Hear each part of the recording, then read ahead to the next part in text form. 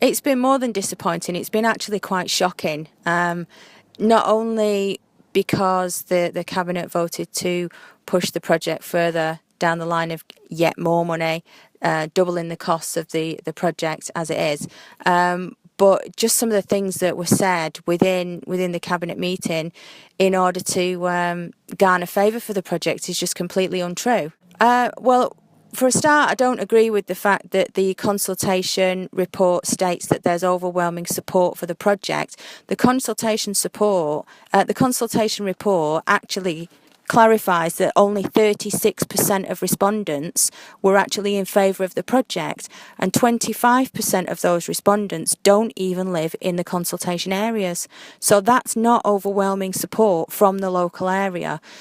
Also, they claim that there's mitigation being put in, which is why the costs have gone up. There's nowhere near as much mitigation that needs to be put into this scheme. There's no traffic calming, there's no crossings, there's no speed reduction measures whatsoever on the main route. This is not mitigation. This is just lip service in order to try and get this project through at any cost. And it's going to be quite a high cost to the people in the local area and beyond when in 2 years' time, if this project goes ahead, it will not be fit for purpose and the traffic will grind to a halt, again, having spent several millions of pounds. It's definitely not going to benefit anybody in the way that's being claimed, that's for sure. Again, I've said about the 4,000 jobs, that's not going to happen. That was revised down to 200. That's actually now coming into the realms of being jobs negative, because there is a major employer who wants to build on land that they've got on St George's Way. And if the council compulsory purchase their land, which they are trying to do at the moment, the major employer won't be able to bring forward their plans for expansion, and they will basically have to take their jobs elsewhere.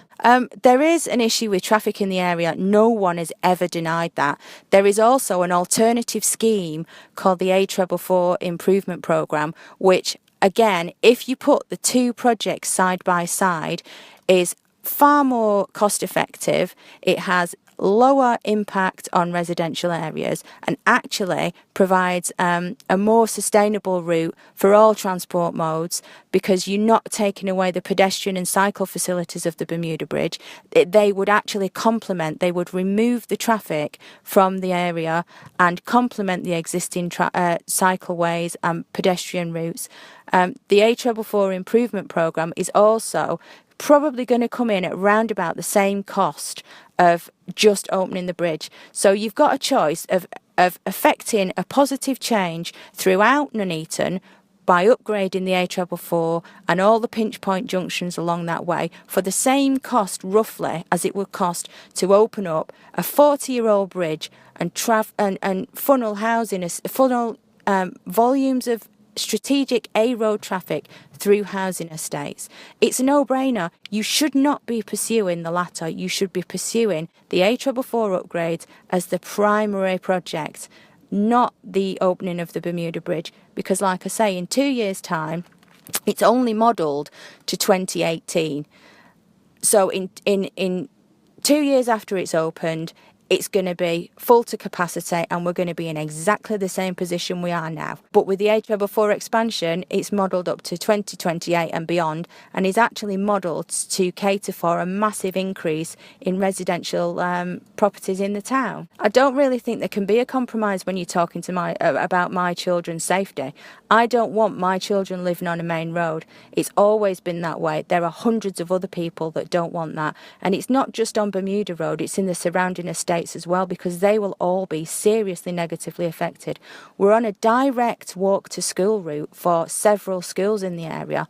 In the morning when you go out of your front door, there are always children walking to school on bikes, on scooters, parents, pushchairs. That's not going to be very safe when you're taking away most of the pavement and running thousands over the course of a year, thousands of extra vehicles down a residential street. It's not just about the local area, it's about safety and security for the entire area. And any of the councillors that can't see that or don't want to listen really don't deserve their seat. There's a few of them today that I've seen that really don't deserve their seat, to be quite honest. I mean, we're going to need to go back and regroup and again, update the documentation, again, send out more documentation. There's things coming out of the woodwork all the time. I mean, we became aware of an FOI request today, that there's actually been meetings held between the contractor and the council to mitigate liability should there be any major disaster regarding the construction of the project, because the contractor is actually trying to mitigate liability because they know the scheme isn't actually a safe design. They know that. So they've had meetings with the county council to basically say, if you accept this, we are not liable should anything happen. And we know the killed and seriously injured rate is going to go up because we've had confirmation of that from FOI requests. It's absolutely ridiculous. They don't care about the people. They're just desperate to try and get this in, to make it look like they're doing something for the area, when in fact they're not. They need to look at a wider thing, a wider scope of project.